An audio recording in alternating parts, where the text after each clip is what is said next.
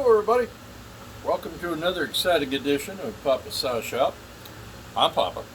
We are standing in the world headquarters of Papa's Saw Shop LLC. So today I want to show you something that came in the mail. We get these quite a bit, and mechanics are all at lunch, and so I thought, well, this would be a great time to show this thing off and to show what we get in the mail sometimes and how we go about fixing things. So anyhow, so what you're looking at here, I'll lift it up, so the camera can see this guy right here. So this is called a saw in a box, and these things roll in probably at least 3 or 4 times a week anyway, and it's kind of a big deal around here for us. We have this thing that when a saw in a box comes in, the guy that picks it up, he yells, "Saw in a box!" So it goes all through the shop, "Saw in a box! Saw in a box! Saw in a box!" So we had our little thing, and everybody yelled "saw in a box," and they all went to lunch and left me alone. So, which is dangerous around here, but it is what it is, and if I make a mess of their bench, well, so be it. So anyway, this is a saw in a box. Saw in a box! Yeah.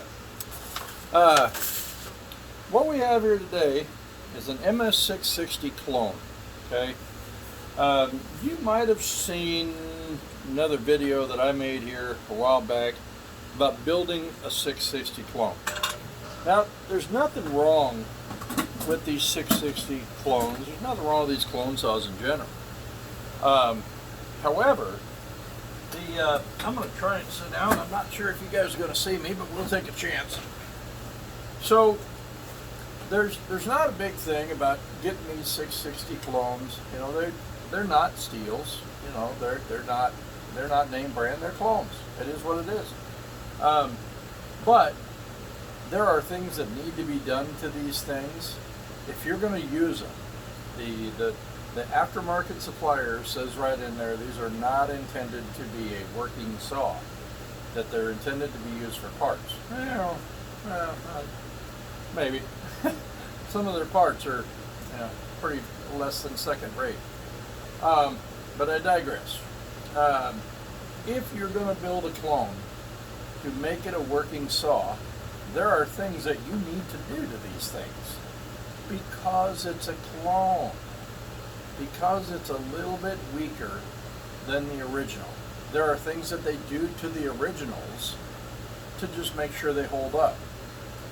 Let me tell you, the supplies that come with these clones are not meant to hold up. Alright? So, let's get this guy out of here. Alright. I hope you can see me while I'm staring at the camera back there, but anyway, let's get this guy out. So this is all of his information, and we're going to put that aside. You guys don't need to see that. But this is the 660 clone. Okay? Now, right off the bat, I'm pretty sure you can see a few things that I can see. Now, I just got off the phone with this gentleman. We're in Oregon, and he's in Minnesota. And so he shipped it out, and he just called and said, "Hey, want to make sure you got your saw, got the saw." And I said, "Yeah, we got it." I said, "How about those dogs? Were they bent like that when they..." No. He said they were okay. Well, we got them today. These dogs are just bent to heck. So, anyway, don't use the original dogs. They're pretty, but that's about it. Okay? Now, I'm going to show you a couple other things here that are... We're not going to get into the inside of this saw right now. Okay, we're not going to take that much time into here. But I will tell you just a few things from just looking at the outside of the saw that for someone who knows saws and knows clones, things to watch out for. Okay, let me grab my drill here. Get out of the camera screen for just a second here, but so I'm going to grab my drill here so we can kind of pull the top off. I haven't really done anything to this. I kind of like just pull the top off and see what it looks like in here. And but there's a couple things that I noticed right off the bat. Okay, so this guy, this customer, He bought this saw online, and then he had somebody build it for him, and they started it, and said everything turned out okay, and everything was fine, and all hunky-dory, and sent it to him and said, okay, here you go, here's your saw.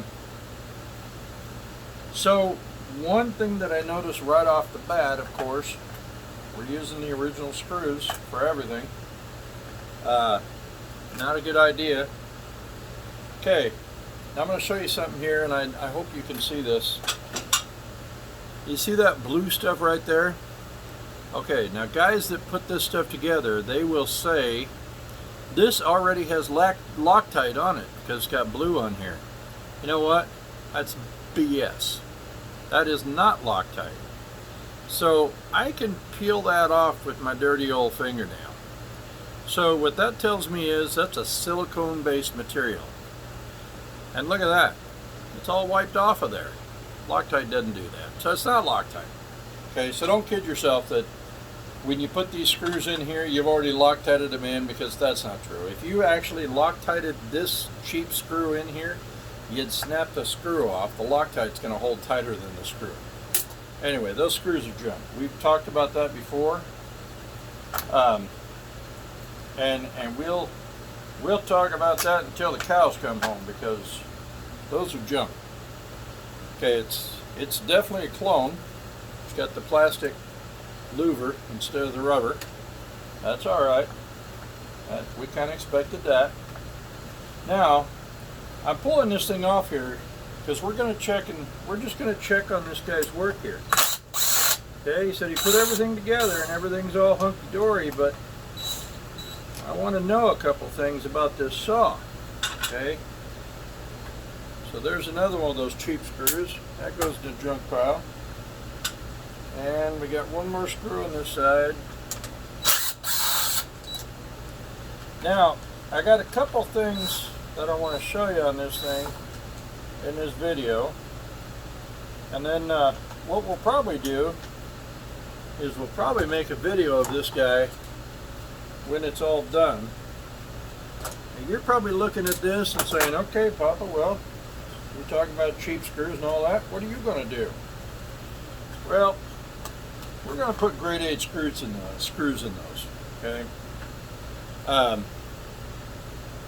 So this, see the inside of that cover?